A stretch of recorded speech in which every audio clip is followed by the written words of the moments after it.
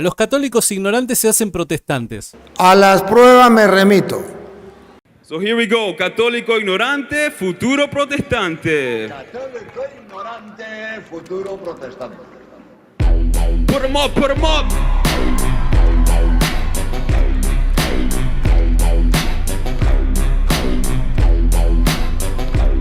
Un católico ignorante es un futuro protestante. Conocimiento de la fe es importante. Lee la palabra bastante, sea orante. Toma el catecismo como estudiante. Arranque y sigue pa'lante. Marchando como soldado en la iglesia militante. Los apóstatas se van de la iglesia uno por uno, siguiendo a la bestia. ¿Qué dijiste? Perdona la molestia, pero yo soy listo, sigo a Jesucristo y la iglesia que fundó por todos los siglos sobre los apóstoles. Oye chico, ¿a dónde dice eso en la escritura? Efesios 2:20, no seas cabeza dura. Y además, Jesucristo dijo, tú eres Pedro y sobre esta roca edifico mi iglesia. Pedro fue el primer papa y no eres la evidencia.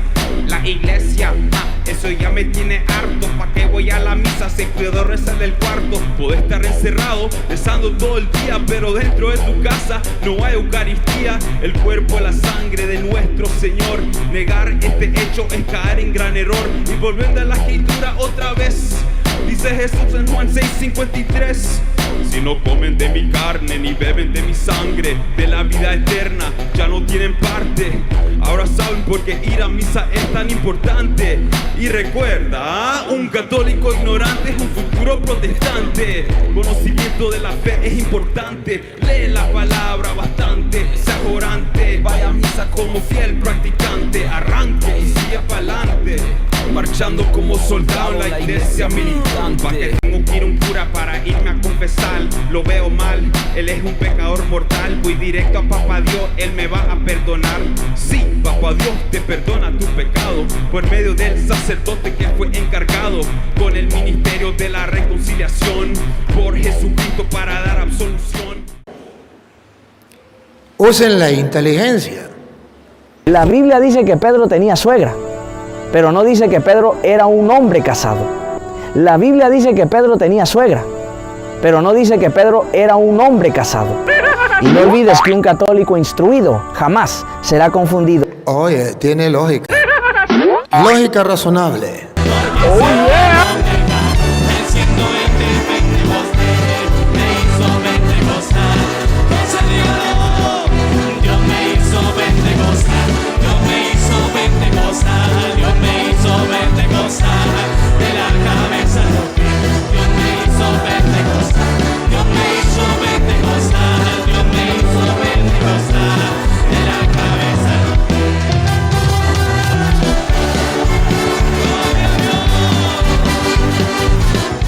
Católico ignorante, futuro protestante. Entonces, usted quiere comer caca, coma caca. Coma, pero sepa que eso es caca.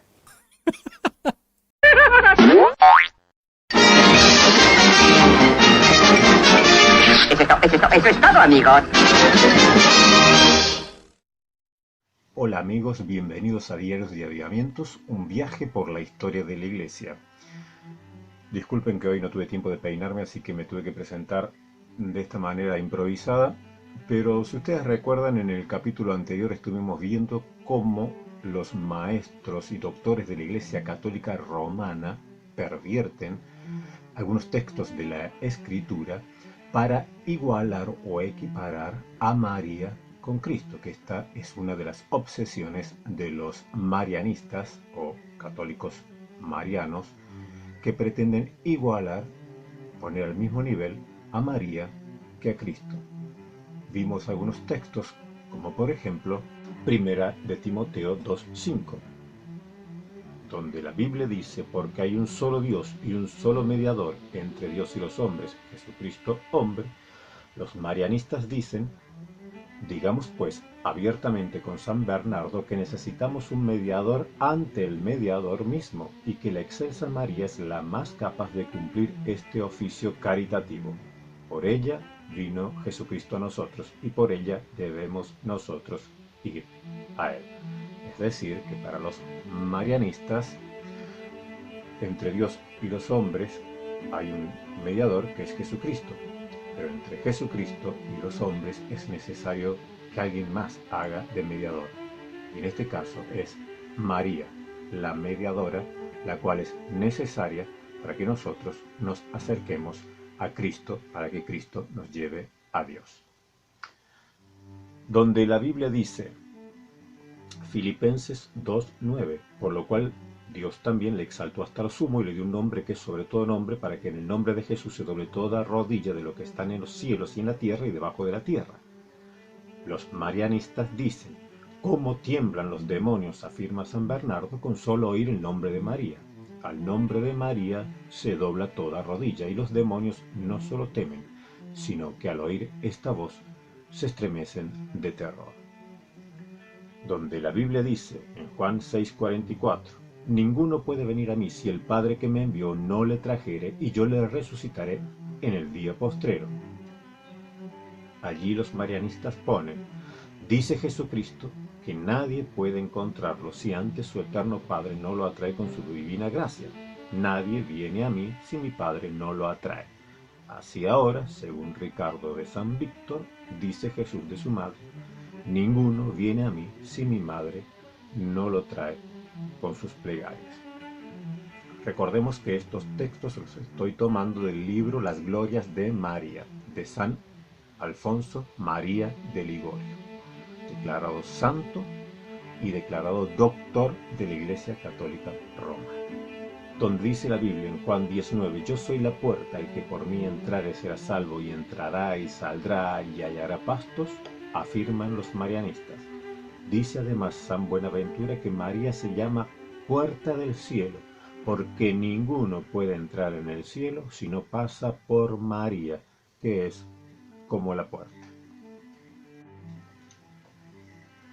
Para profundizar más sobre el tema de la Mariología y los dogmas marianos, me compré este libro, para ir a las fuentes, que está escrito por Miguel Ponce Cuellar y se llama María, Madre del Redentor y Madre de la Iglesia, de la editorial Herder. Es un libro, digamos, de estudio, de cátedra de lo que es Mariología. Dice algo interesante en la página 383, y dice que tanto el dogma de la Inmaculada como el de la Asunción hemos de verlos como la participación suprema en el misterio de Cristo en cuanto vencedor del pecado y de la muerte, tratando el tema de la Inmaculada Concepción y de la Asunción de María. ¿Qué está diciendo aquí? Para la Iglesia Católica Romana, María participó subjetivamente en la victoria o triunfo de Cristo sobre el pecado, por medio de su Inmaculada Concepción. O sea, la Inmaculada Concepción de María. Ella también venció al pecado, al igual que Cristo. Y así como Cristo venció a la muerte resucitando y siendo elevado al cielo en cuerpo, así también María venció a la muerte por medio de la Asunción, o el dogma de la Asunción de María en cuerpo. Recordemos que hay una obsesión en los marianistas por poner a María a la misma altura de Cristo, es decir, que si Cristo fue concebido, él no tuvo pecado, por lo tanto María también no debe tener pecado, y han sacado el dogma de la Inmaculada Concepción de María. Si Jesucristo vivió sin pecado, María tampoco podría haber pecado en su vida, tendría que vivir igual que vivió Cristo, es decir, sin pecado. Esto también lo abarca el dogma de la Inmaculada Concepción. Si Cristo murió, pero fue asunto al cielo en cuerpo, es decir, no vio, no experimentó corrupción, María tampoco podría haber experimentado corrupción. Y algunos dicen que tampoco murió, otros dicen que durmió, otros que murió, otros dicen que no puede haber muerto porque la paga del pecado es muerte, por lo tanto si María no pecó, por lo tanto tampoco puede haber muerto, sino que simplemente durmió y luego fue asunta al cielo. Otros dicen que no, que experimentó la muerte y fue resucitada y asunta al cielo en cuerpo, pero que no vio corrupción, al igual que Jesús. Si Jesús es mediador entre Dios y los hombres, María tiene que ser mediadora entre Jesús y los hombres. Si Jesucristo es abogado para con el Padre y nosotros, María tiene que ser abogada entre nosotros y Cristo. si Jesucristo es nuestro Redentor, María tiene que ser también corredentora. Es decir, todos los dogmas marianos se han hecho para equiparar a María con Cristo. De todos estos dogmas, como ya vimos en algún capítulo anterior, nosotros creemos en la Teotocos, es decir, María, Madre de Dios, porque no es un dogma mariano, es un dogma cristológico, es decir, exalta a Cristo. De lo contrario, estaríamos cayendo en el nestorianismo, que también vimos algo en capítulos anteriores, que separaba tanto las dos naturalezas de Cristo que parecía que había dos personas. Entonces es como que si María fuese madre de Cristo, hombre, pero no fuese madre de Dios, como si estuvieran separadas las dos personas. Pero hay una unión hipostática, en perfecta unión. Las dos naturalezas de Cristo, sin mezcla, ni confusión, ni anulación de una de las dos naturalezas por parte de otra. Por lo tanto, si no queremos caer en el nestorianismo, tenemos que confesar que María es Teotocos, es decir, portadora, paridora, madre de Dios. Entonces, afirmar el dogma de la Teotocos, es decir, María, Madre de Dios, es un dogma cristológico fundamental, porque lo que estamos afirmando es que Jesucristo fue 100% hombre y 100% Dios desde el momento mismo de su encarnación, de su concepción. Es decir, no podemos hacer como Nestorio diciendo que María solo es madre de Cristo, madre del hombre, separando tanto la divinidad de Cristo de su humanidad que pareciesen que fuesen dos personas. No, Jesucristo fue Dios y hombre, estando ya en el vientre de María. Por lo tanto, no tengamos miedo de decir María, Madre de Dios, porque no es un dogma que exalta a María, es un dogma que exalta a Cristo. Es un dogma fundamental de la cristología. También nos dice este libro que la Iglesia Ortodoxa, como ya sabemos, rechaza los dogmas, por ejemplo, de la Inmaculada Concepción de María. Dice, por ejemplo, mencionando lo que afirman los teólogos ortodoxos, que la Iglesia dice en sus libros simbólicos que la Teotocos fue también culpable del pecado original y ancestral, como todos los hombres, y que los santos padres, cuando interpretan las palabras del ángel, es decir, bienaventurada María, llena eres de gracia, observan que bajó sobre ella previamente para purificarla y preparar un tabernáculo digno de la habitación del Verbo. En efecto, ella tenía necesidad de ser purificada. Por lo tanto, los ortodoxos, la Iglesia Ortodoxa, nunca aceptó el dogma de la Inmaculada Concepción porque no hay fundamento bíblico ni fundamento patrístico de los primeros padres de la Iglesia. Dice el beato José María Escrivá de Balaguer, bueno, en este libro figura como beato, yo no sé si ya rindió las materias que le faltaba para ser santo, pero me parece que ya fue santificado. José María Escrivá de Balaguer dice, en los misterios centrales de nuestra fe cristiana, la Santísima Trinidad de la encarnación del Verbo y la redención del género humano, participa María, criatura como nosotros, pero ensalzada por encima de nosotros y de los ángeles, más que ella, solo Dios. En esta obsesión siempre de exaltar a María para ponerla al mismo nivel que Jesucristo. Otro día profundizaremos más sobre los dogmas marianos, pero por ejemplo, ya que estamos tocando el tema de la Inmaculada Concepción, que trata bien este libro, recordemos que, y aquí lo dice claramente, que el sensus fidei, o el sensus fidelium, se anticipó a la reflexión teológica sobre el dogma de la Inmaculada Concepción.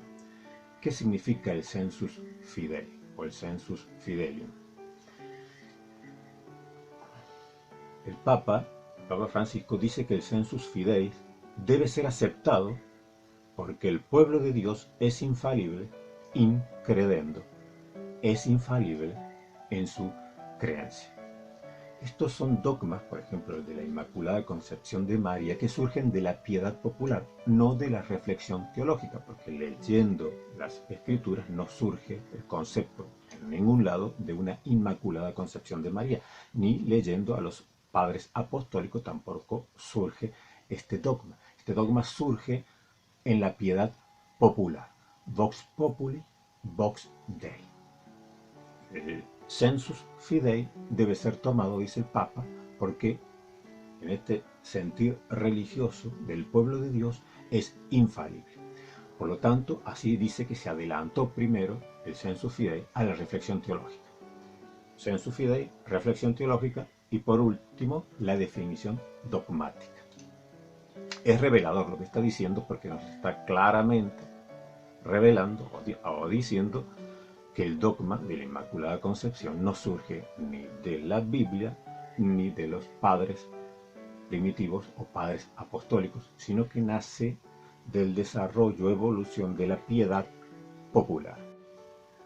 También podemos leer en este libro otra de las definiciones de los teólogos ortodoxos, que nos dicen acerca del dogma de la Inmaculada Concepción. La Iglesia Ortodoxa, confesando la virginidad perpetua de María, no acepta, sin embargo, la noción de sección que propone el dogma romano de la Inmaculada Concepción. Es decir, que María estaba exenta de pecado. Esto no lo puede aceptar la Iglesia Ortodoxa. Esto es un dogma que tuvo muchísimo auge, por ejemplo, en España, donde es típico cuando uno se presenta en cualquier lado y golpea, dice Ave María Purísima, y del otro lado le responden sin pecado concebida. Y esta piedad popular, nos dice este libro, especialista en Mariología, impulsó la reflexión teológica y luego la reflexión teológica fue llevada hasta el dogma, evolucionó hasta el dogma. Recordemos que el dogma de la Inmaculada Concepción trajo una lucha interna muy fuerte entre los dominicos que se oponían fuertemente a esta creencia que empezó a tomar auge en la Edad Media de la Inmaculada Concepción de María, y frente a ellos estaban los franciscanos, que fueron los más grandes propulsores del dogma de la Inmaculada Concepción. Una lucha, una guerra terrible donde se llamaban herejes, entre ellos se tiraban, se disparaban con todo. Finalmente predominó la posición de los franciscanos, de los teólogos franciscanos, sobre el dogma de la Inmaculada Concepción de María. Pero tuvo mucha oposición dentro de la Iglesia este dogma, porque no surge, ya lo digo, como también lo afirma aquí, ni en la Iglesia primitiva, es decir, los padres apostólicos, ni en la Escritura, mucho menos. En todos los padres apostólicos, los escritos apologistas de los primeros siglos, no vas a encontrar nada acerca de la Asunción de María, no vas a encontrar nada de la Inmaculada Concepción de María. Nada. Absolutamente todo es silencio, tanto en las Escrituras como en los padres apostólicos.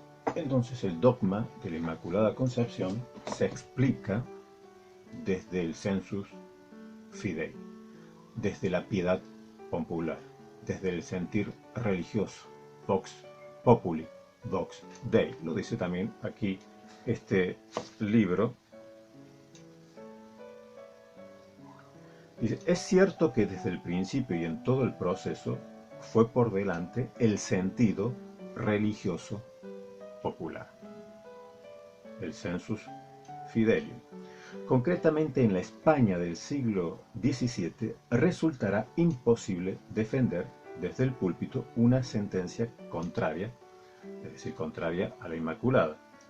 Se crean archicofradías con el título de la Inmaculada Concepción, aparece en las universidades un fuerte movimiento para defender la doctrina inmaculista, profiriendo un juramento de compromiso hasta el derramamiento de la sangre, al cual se opuso insistentemente L.A. Muratori en escritos anónimos, y defendieron otros muchos, entre los que destacó San Alfonso María de Ligorio, que vimos o estamos viendo de su libro Las Glorias de María, que es más que un mariano, es mariolótro, es un mariolódolotro. Es mariolot y es un mariolótro. Este dogma de la Inmaculada Concepción de María también encontró oposición en grandes teólogos. Recordemos, ya lo vimos también en algún capítulo anterior, que el propio San Agustín lo recalca insistentemente, que el único ser que nació sin pecado es Cristo. San Ambrosio de Milán también dice lo mismo: el único ser nacido entre los hombres sin pecado es Cristo. En aquel entonces no había ni asomo de la idea de este dogma de la Inmaculada Concepción, que se fue desarrollando, como vimos, por causa no de la reflexión teológica, sino de la piedad popular, del sentir religioso del pueblo. Dice en este libro de Miguel Ponce Cuéllar, María, Madre del Redentor y Madre de la Iglesia, de la Biblioteca Herder, en la página 391, grandes teólogos como San Bernardo de Claraval, que estuvimos viendo el capítulo anterior, Pedro Lombardo, San Alberto Magno y Santo Tomás de Aquino, se opusieron a esta doctrina en función de la necesaria redención universal.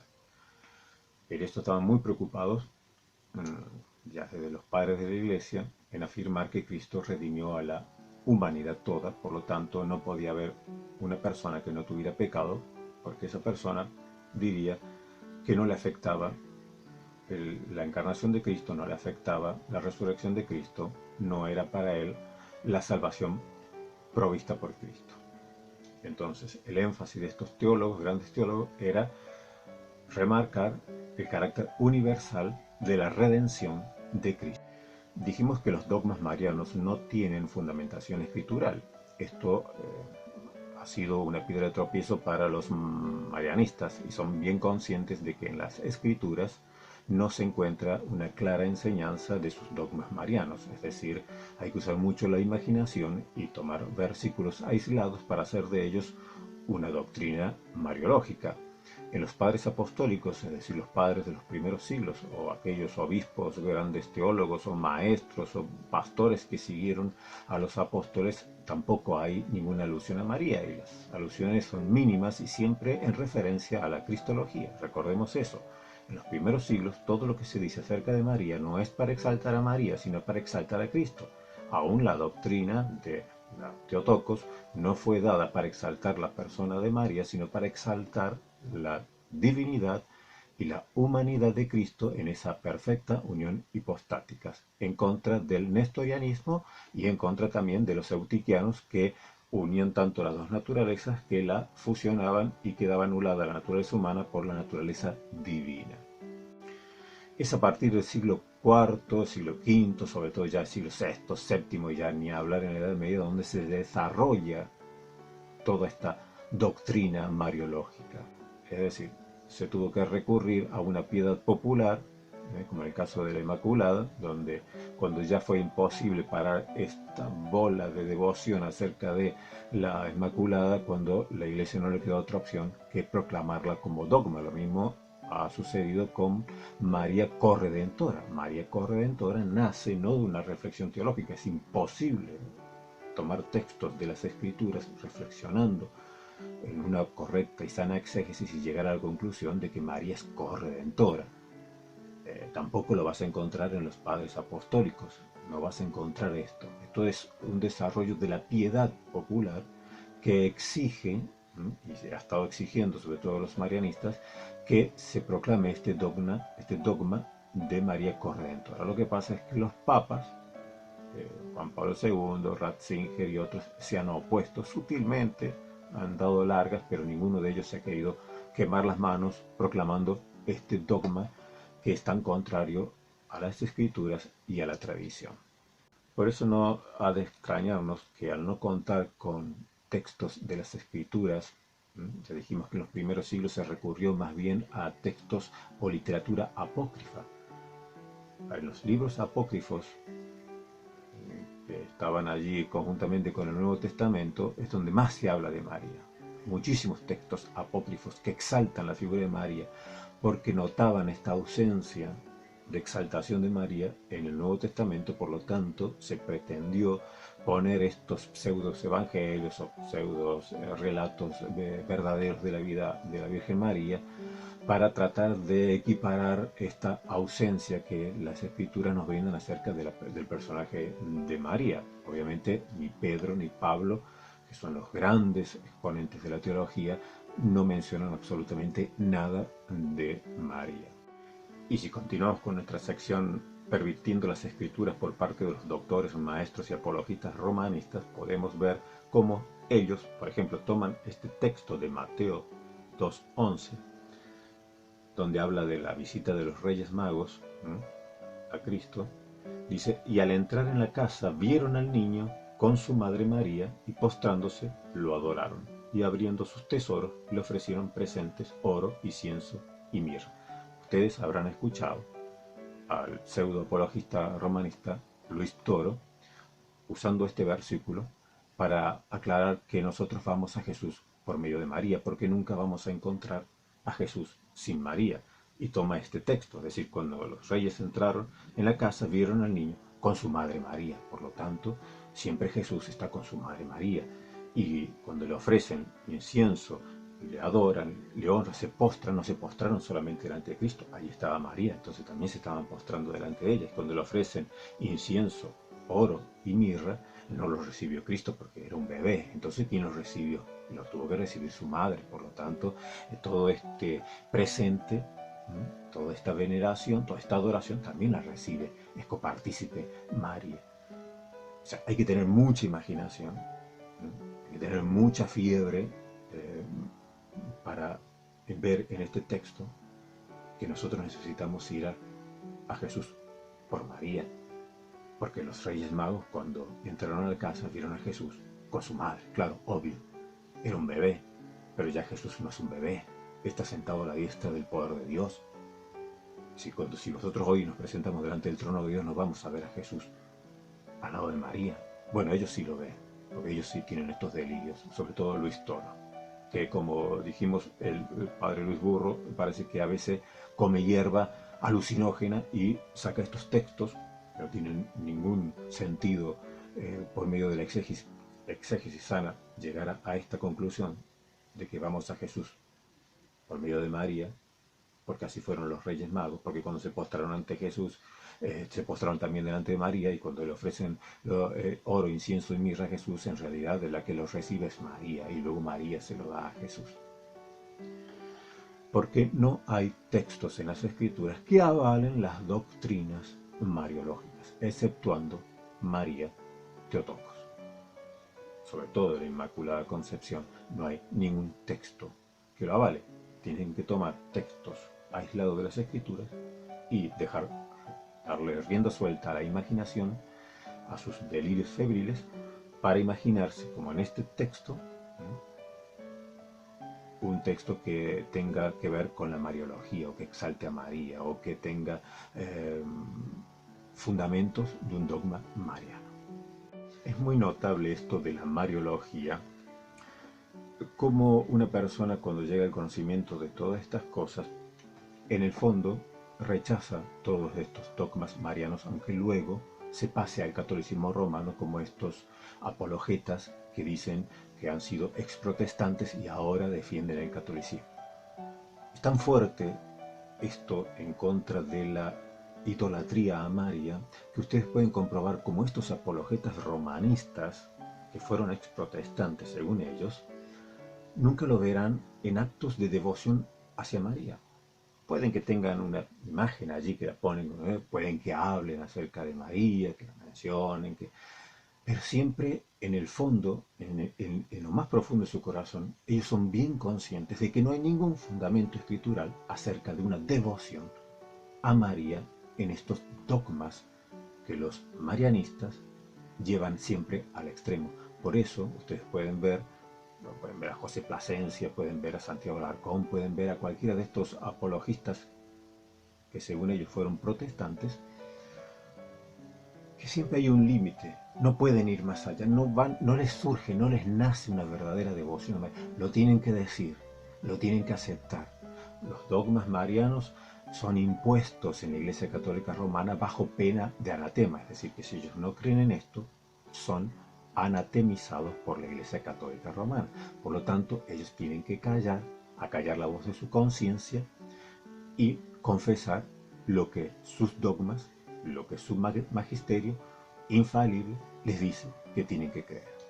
Pero verán que en ellos la devoción mariana nunca será la misma que de alguien que jamás estuvo en el protestantismo, porque una vez que estás en el protestantismo es tan claro, es tan nítido las enseñanzas de las Escrituras, de los padres de la Iglesia, que no existe nada parecido a lo que ha llegado hoy la Mariología, y en esta devoción extrema que ya cae en la idolatría hacia María. Por eso siempre alguien que sale del protestantismo tendrá ese reparo en su corazón, ese recelo acerca de esta devoción de María, y siempre mantendrá un límite, por más que con su boca quiera confesarlo, siempre sus actitudes se le muestra que fue protestante, o al menos estuvo cerca de serlo. Bien amigos, esto ha sido todo por hoy. Les invito a los que no se han suscrito en el canal a que se suscriban, que es gratuito y también concede indulgencias plenarias. No se olviden de activar la campanita para que no se pierda ninguno de nuestros vídeos, y esta es la forma de apoyarnos, siempre dándonos su like. Nos vemos en el próximo viaje por la historia de la Iglesia. Yo soy Gabriel Edgardo Lugdar. Este es tu canal Diarios de Avivamientos.